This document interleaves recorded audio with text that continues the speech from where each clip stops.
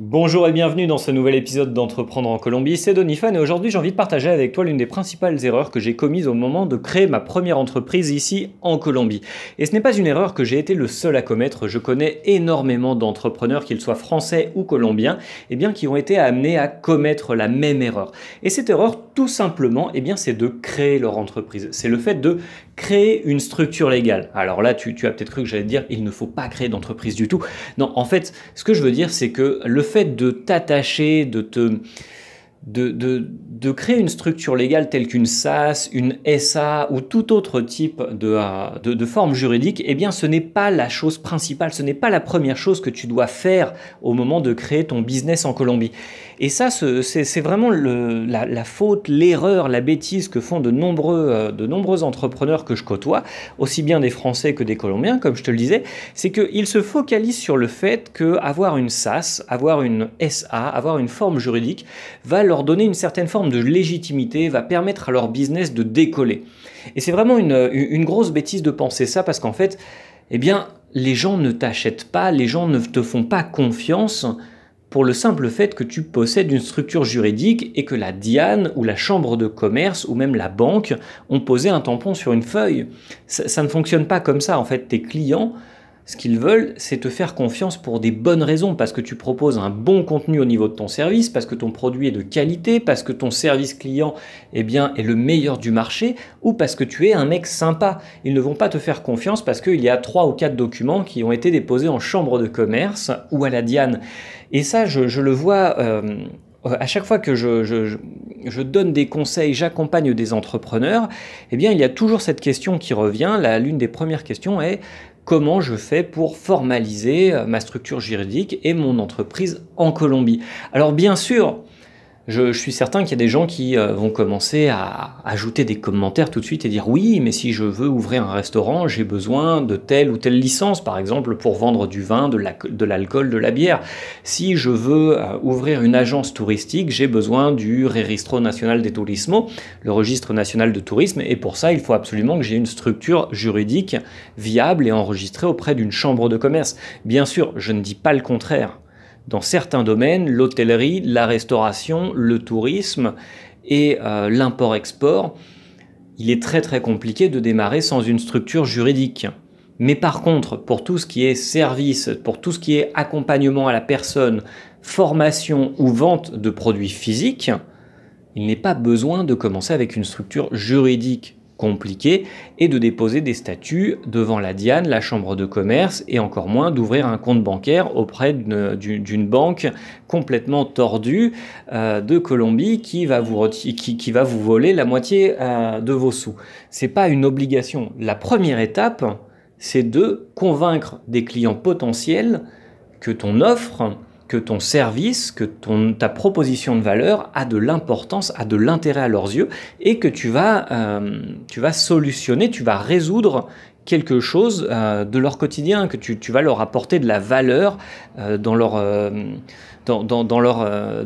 journée, que tu vas solutionner un problème. Et c'est ça l'important, c'est de déjà proposer de la valeur et générer de la valeur ajoutée pour quelqu'un qui ne te connaissait pas encore il y a quelques semaines, et que cette personne commence à parler de toi, et que cette personne te donne son opinion, te donne une rétroalimentation pour que tu puisses développer un service et un produit d'une qualité encore supérieure, et que tu puisses développer ton marché. C'est ça l'important. L'important, en fait, c'est de commencer dans le business. Ce n'est pas de dire, voilà, j'ai une structure légale, j'ai une SAS, j'ai une SA. Et moi, je te dis ça alors que j'ai écrit un livre sur comment créer une SAS en Colombie. C'est un domaine que je maîtrise très bien. J'ai écrit un bouquin qui fait une centaine de pages. Maintenant, il en fait environ 140 parce que je l'ai mis à jour. Donc en fait, je suis en train un peu de faire du mal à mon propre business, parce que tout de suite, je te dis, ne crée pas une SAS. Donc je suis en train de te dire, n'achète pas mon bouquin, ce n'est pas la priorité. Le plus important, c'est justement de voir s'il y a du potentiel pour ton produit. Donc il faut que tu sondes un peu le marché.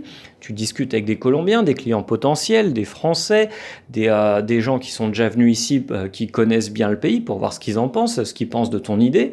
Tu parles avec des éventuels clients potentiels, des consommateurs potentiels de ton produit ou ton service, pour voir ce qu'ils te disent. Tu leur poses plusieurs fois les mêmes questions parce que tu sais déjà qu'ici, eh bien, tout le monde te dit oui pour être sympa parce que les Colombiens sont très courtois. Et une fois que tu sens que ça peut fonctionner, eh bien, tu essayes d'attraper 2-3 premiers prospects, de leur vendre ton produit ou ton service et tu écoutes ce qu'ils ont à dire, les commentaires qu'ils ont à faire pour pouvoir développer quelque chose d'une qualité encore supérieure. Et l'étape de la création d'entreprise, que ça soit une SaaS ou quelque chose d'autre, eh bien ça intervient bien après, quand ton business commence déjà à être sain, à avoir des bases solides, quand tu commences déjà à avoir des clients et que ton business commence à se pérenniser. Je ne suis pas sûr qu'on puisse dire ça en français, j'ai un doute, ça fait longtemps que j'ai pas utilisé cette expression-là, mais voilà, l'idée est là. Okay, c'est vraiment le principal conseil que je peux te donner, c'est ne crée pas une structure légale tout de suite, attends un petit peu, attends de voir si ça fonctionne. Parce que sinon, qu'est-ce qui va se passer? C'est certain que créer une SaaS en Colombie, par exemple, c'est très très simple. En 2 jours, maximum 4, tu peux avoir une SaaS en Colombie. Moi, je l'ai fait, ça m'a coûté moins de 100 €, ça a été très très simple et on était 4 associés. Aucun problème pour créer une SaaS. Par contre, vu qu'on n'avait pas testé notre marché, vu qu'on était sûr que notre produit allait se vendre et qu'on s'est lancé les yeux fermés, eh bien on a engagé des coûts, on a engagé des frais, on s'est solidarisé, on s'est tous associés. Et puis au moment où on s'est rendu compte que finalement ça ne fonctionnait pas comme on le voulait, eh bien même s'il y avait éventuellement quelques dissensions dans l'équipe, eh bien, on était associés, on n'avait pas la possibilité de se séparer du jour au lendemain, et on avait des comptes à rendre face à la DIAN, face à la chambre de commerce, et ça, c'est quelque chose dont tu ne peux pas t'échapper, en fait. Tous les ans, voilà, il faut déclarer l'IVA, tous les ans, il faut déclarer l'impo consumo, la renta, tout un tas de trucs en fonction du style de business que tu développes. Et si ton business ne décolle pas, ne fonctionne pas, ne génère pas de vente et encore moins de rentrée d'argent et de valeur supplémentaire pour ton compte bancaire à la fin du mois, tu dois quand même payer tes impôts et tu dois quand même remplir tout un tas de paperasses. Et ça, c'est problématique parce que la liquidation d'une entreprise, c'est quand même quelque chose de plus compliqué que sa création. Donc vraiment, j'espère que tu écouteras ce conseil. Je pense que c'est quand même ça fait partie du top 3 des conseils que je peux te donner entre ne pas créer une structure légale tout de suite, bien choisir tes associés et faire au minimum une mini-étude de marché en essayant de connaître la Colombie, le comportement des consommateurs colombiens et en allant à leur rencontre. Donc voilà, je te le disais, j'ai écrit un livre sur la création de SaaS. Eh bien honnêtement, ne l'achète pas tout de suite si ton business model n'a pas été validé. C'est pas une bonne idée. Ce qu'il faut, c'est déjà commencer à réaliser tes premières ventes, commencer à convaincre des premiers clients potentiels, des consommateurs qui pourraient être intéressés par ton produit et voir ce qu'ils disent de la première version que tu proposes. Voilà, c'était mon conseil du jour. J'espère que ça t'aura intéressé, ça t'aura été utile. Je vais te laisser 2-3 liens en commentaire de ce podcast, de cette vidéo, pour que tu puisses jeter un petit coup d'œil à quelques articles que j'ai écrits sur mon blog colombianito.fr. Et n'hésite pas, si tu as des commentaires, des questions, eh bien voilà, justement, l'espace commentaire est fait pour ça. Je te dis à demain pour un autre podcast sur l'expatriation et le business en Colombie. À bientôt.